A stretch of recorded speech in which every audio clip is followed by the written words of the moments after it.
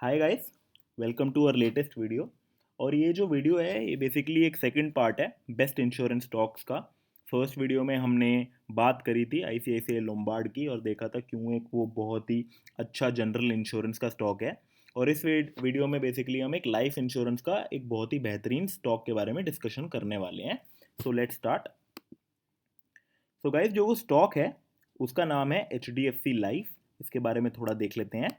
तो गाइस, अगर हम बात करें कंपनी की तो H D F C life जो है वो स्टार्ट हुआ था as a joint venture between H D F C and standard life Aberdeen. और ये इंडिया की one of the leading life insurance company है। इंडिया में जहाँ पे लाइफ इंश्योरेंस एक तरीके से सिनोनिमस है एल आई सी से।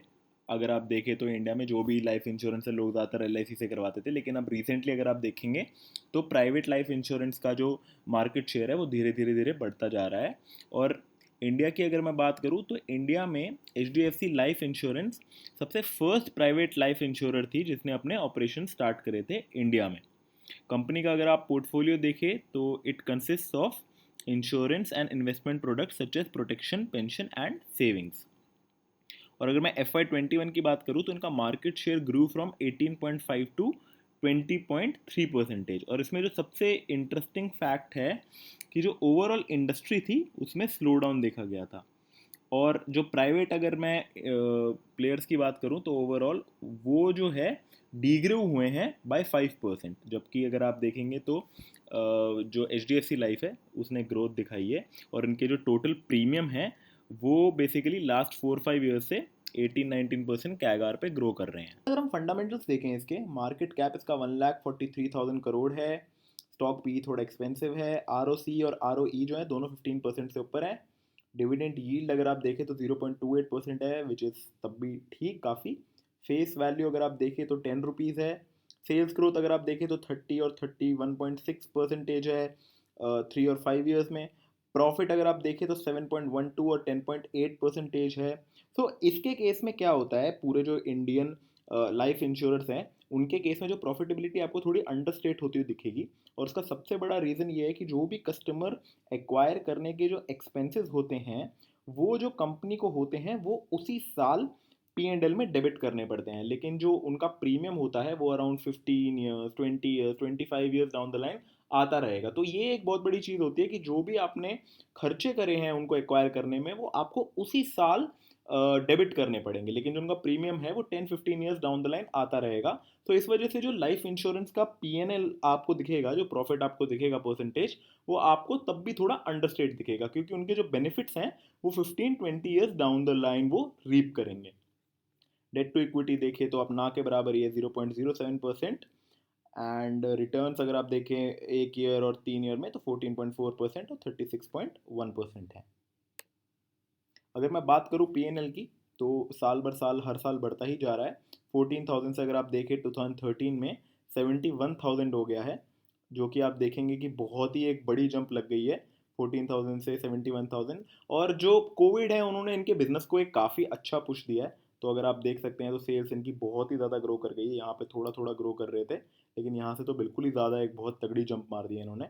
ऑपरेटिंग प्रॉफिट के भी अगर आप केस में देखें तो 525 से अब ये ऑलमोस्ट डबल हो गए हैं। 1184 इनका अब ऑपरेटिंग प्रॉफिट हो गया है। लेकिन अब मार्जिन्स देखेंगे तो मार्जिन्स पे इनका थोड़ा सा आपको दिख रहा है कि थोड़ी डाउन जा रही है। यहाँ पे 5% सीधा 2% आई है, तो ये एक थोड़ा नेगेटिव पॉइंट है।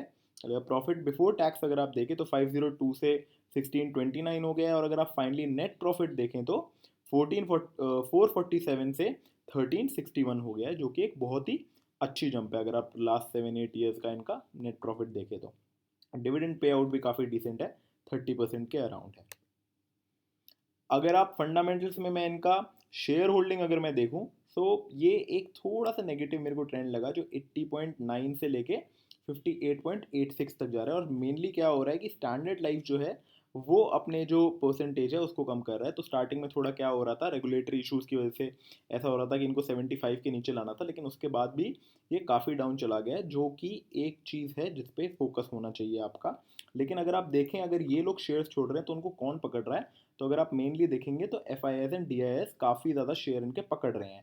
9% से 25% हो गया है, DII इसका 1.98 से 6.25 हो गया है, और पब्लिक का इतना कुछ खास नहीं बढ़ा, 8.06 से 9.2 हुआ है। तो आपको दिखेगा कि जो मेजॉरिटी ऑफ शेयर्स है वो स्ट्रॉन्ग हैंड्स में है, जो कि काफ़ी अच्छी बात है। करें मेजर हाइलाइट्स की, तो सबसे फर्स्ट पॉइंट जो है कि इस कंपनी के पास एक बहुत ही स्ट्रॉन्ग ब्रांड नेम और डिस्ट्रीब्यूशन नेटवर्क है। आप कभी भी मार्केट में जाएंगे कोई इंश्योरेंस प्रोडक्ट लेने, ऑब्वियसली आप उसी ऑर्गेनाइजेशन के पास जाएंगे जिस पे आप ट्रस्ट कर सकते हैं। तो उस केस में एक स्ट्रॉन्ग ब्रांड नेम एक बहुत ही इंपॉर्टेंट एडवांटेज है HDFC लाइफ जैसी कंपनी के लिए। अगर मैं बात करूँ डिस्ट्रीब्यूशन नेटवर्क की, तो जो कंपनी है वो उसमें बहुत ज़्यादा micro finance institution, small finance banks और बहुत तरीके के नॉन ट्रेडिशनल इकोसिस्टम पार्टनर से टाई अप कर रखा है। अगर मैं आपको करंट नंबर्स बताऊं तो इस कंपनी के 270 प्लस डिस्ट्रीब्यूशन पार्टनर्स हैं, including 40 plus emerging ecosystem partners. और इस कंपनी ने टाई अप कर रखा है बहुत ही ज़्यादा नॉन ट्रेडिशनल इकोसिस्टम पार्टनर्स के साथ भी, जो हैं एयरटेल, पेटीएम, ऊबर वगैरह। तो गाइस अगर मैं बात करूँ सेकंड पॉइंट की, तो वो है इनका टॉप नॉच प्रोडक्ट इनोवेशन। सो HDFC लाइफ जो है वो बहुत ही एक यूनिक पाथ पे चल रहा है काफ़ी टाइम से। और 2006 से 2020 की अगर मैं बात करूँ तो बहुत ऐसे प्रोडक्ट्स हैं लाइफ इंश्योरेंस इंडस्ट्री में जिसमें ये फर्स्ट थे, जो प्रोडक्ट कभी ना किसी कॉम्पिटिटर ने निकाला था। बाद में उन्होंने कॉपी करे लोगों ने, लेकिन इन्होंने बहुत ज़्यादा प्रोडक्ट्स ऐसे थे जो उनकी इंडस्ट्री में बिल्कुल फर्स्ट थे। जैसे कि इन्होंने एक मॉर्बिडिटी के केस में कैंसर के लिए एक इंश्योरेंस पॉलिसी निकाली थी। उसके बाद फिर अगर इन टर्म्स ऑफ इन्वेस्टमेंट देखो तो इन्फ्लेशन और इंटरेस्ट रेट के रिस्क के लिए इन्होंने अपना प्रोडक्ट एक निकाला हुआ है। उसके बाद फिर सेविंग्स को आप आउटलिव ना कर जाएं अपनी, उसके लिए एक प्रोडक्ट निकाला हुआ है। तो इन्होंने ऐसी डिफरेंट नीड्स को केटर करने के लिए बहुत सारे इंडस्ट्री फर्स्ट प्रोडक्ट्स निकाले हुए हैं, जिससे इनको मार्केट शेयर गेन करने में काफ़ी ज़्यादा आसानी हुई है। तो थर्ड जो पॉइंट है वो है इंडस्ट्री कंसोलिडेशन। अगर आप देखो तो हर इंडस्ट्री, अगर आप इंडिया में देखो तो कुछ टाइम बाद जब वो मेच्योर होने लगती है तो वो तीन चार बड़े प्लेयर्स के हाथ में ही कंसोलिडेट होने लगती है, और उनके पास ही majority of the market share हो जाता है। और उसका रीज़न ये होता है कि जो छोटे छोटे कंपनीज होती हैं, थोड़े टाइम के बाद उनको क्या होता है, बहुत ज़्यादा लैक ऑफ रिसोर्सेज होते हैं, जिस वजह से वो उनके लिए सर्वाइव करना बड़ा मुश्किल हो जाता है। और ऐसी जो चीज़ें होती है जैसे कोविड हो गई, डिमोनेटाइजेशन हो गई, जिससे बिजनेसेस को एक बहुत बड़ा धक्का लगता है, उसकी वजह से जो छोटे बिजनेसेस होते हैं वो सर्वाइव नहीं कर पाते। अगर मैं इंश्योरेंस की बात करूँ तो it can be lack of access to large bank partners, क्योंकि जो भी आप बड़े बड़े बैंक देखोगे, अगर आप ICICI देखो, HDFC देखो, तो सबके अपने खुद के इंश्योरेंस कंपनीज हैं। वीक एजेंसी चैनल हो सकता है, कैपिटल कंस्ट्रेंट्स हो सकते हैं। तो ये सब जो प्रॉब्लम्स हैं ये इंश्योरेंस इंडस्ट्री में इंडस्ट्री कंसोलिडेशन को लीड करेगी। और मेरे को लगता है कि HDFC लाइफ सबसे one of the biggest beneficiaries होगा इसका, क्योंकि प्राइवेट लाइफ इंश्योरेंस में भी अगर आप देखें तो सबसे बड़ा जो परसेंटेज है, जो मार्केट शेयर है, वो HDFC लाइफ का ही है प्राइवेट लाइफ इंश्योरेंस में। पॉइंट है वो है using tech for better performance. अगर आप अब कोई भी इंडस्ट्री देखो, तो कंपनीज टेक यूज़ कर रही हैं अपने कस्टमर को एक बेटर सर्विस देने के लिए। HDFC लाइफ भी एक बहुत ही टॉप नॉच टेक यूज़ कर रही है अपनी परफॉर्मेंस इंप्रूव करने के लिए। अगर आप HDFC लाइफ को देखें तो आर्टिफिशियल इंटेलिजेंस यूज़ कर रहे हैं ये लोग, बहुत ज़्यादा मशीन लर्निंग यूज़ कर रहे हैं, देन क्लाउड कंप्यूटिंग यूज़ कर रहे हैं, कॉग्निटिव बॉट्स यूज़ कर रहे हैं। और उससे क्या हो रहा है, जिससे मैं आपको रिजल्ट बताता हूँ, इनका जो 99.9% ऑलमोस्ट सारा ही जो पॉलिसी एप्लीकेशंस हैं अब वो डिजिटल मीडियम के थ्रू आ रही है। अप्रॉक्सीमेटली 74% जो इनका रिन्यूअल पेमेंट है वो भी ऑनलाइन मोड्स के थ्रू हो रहा है। 96% ऑफ जो इनकी सेल्स फोर्स है वो अब एक्टिव है डिजिटल प्लेटफॉर्म पे। और 44,000 से ज़्यादा क्वेरीज जो हैं वो इनकी मोबाइल ऐप के थ्रू ही अब आंसर की जाती है। उससे क्या होता है, इनकी कॉस्ट जो है वो रिड्यूस हो जाती है। इनकी जो कॉस्ट है वो रिड्यूस हो गई है 46% से, which is leading to 84% increase in number of lead. अगर आप देखो तो इनका जो क्लेम सेटलमेंट पीरियड है वो भी 1.2 डेज हो गया है, जो कि एक बहुत ही, मतलब FY17 में अगर आप देखें तो 9.3 डेज था। और इनका जो सेटलमेंट रेशियो है, जो कि एक बहुत ही इंपॉर्टेंट फैक्टर होता है, वो FY15 में इनका 90.5% था, जो कि अब 99% हो गया है। तो इन सब चीज़ों में, इन सब मैट्रिक्स को इम्प्रूव करने में टेक का एक बहुत ही बड़ा रोल है। और HDFC लाइफ टेक को बहुत अच्छे से यूज़ कर रहा है अपने कस्टमर्स को एक बेटर सर्विस देने के लिए।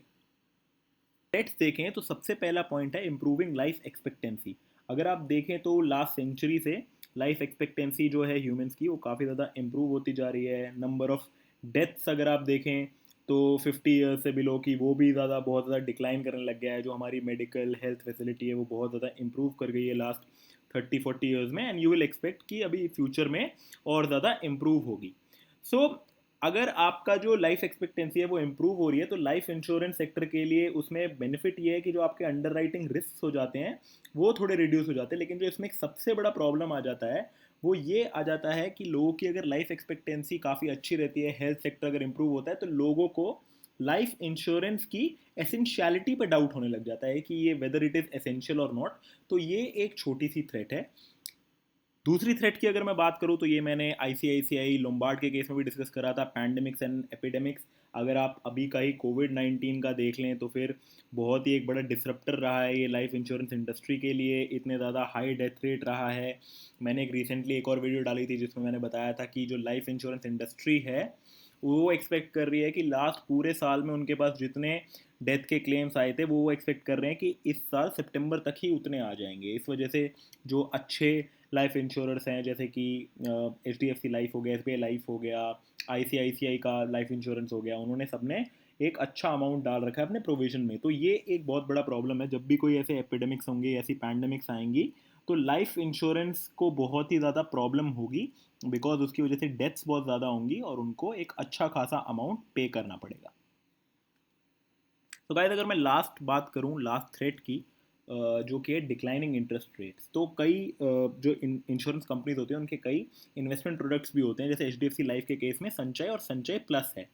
तो वो बेसिकली क्या करते हैं कि वो एक fix rate of return assure करते हैं इन्वेस्टर्स को कि आपको इतना मिलेगा ही। लेकिन अगर आप आजकल के टाइम में देखें तो जो इंटरेस्ट रेट है वो लोअर लोअर जाता जा रहा है, जिससे लाइफ इंश्योरेंस कंपनीज के लिए ये फिक्स्ड रेट ऑफ रिटर्न देना बड़ा मुश्किल हो जाता है। और अगर उनके लिए जो वो गारंटी करते हैं मे बी शायद से उनको फ्यूचर में वो गारंटी भी हटानी पड़े। अगर वो लोग ये सब करते हैं तो जो इन्वेस्टर्स हैं वो ऑब्वियसली एग्जिट कर देंगे इनके ये प्रोडक्ट्स, और ऑब्वियसली एक उनको जो लगेगा जहाँ पे उनको ज़्यादा इंटरेस्ट रेट मिल रहा है उसके उधर जाके वो इन्वेस्ट करना ज़्यादा प्रेफर करेंगे। तो उससे क्या होगा, इनके जो ऐसे प्रोडक्ट्स हैं मे बी ऐसे बिजनेसेस को इंश्योरेंस कंपनीज को लीव करना पड़ेगा। तो डिक्लाइनिंग इंटरेस्ट रेट्स भी एक छोटा सा थ्रेट बन जाता है HDFC लाइफ जैसी कंपनी के लिए।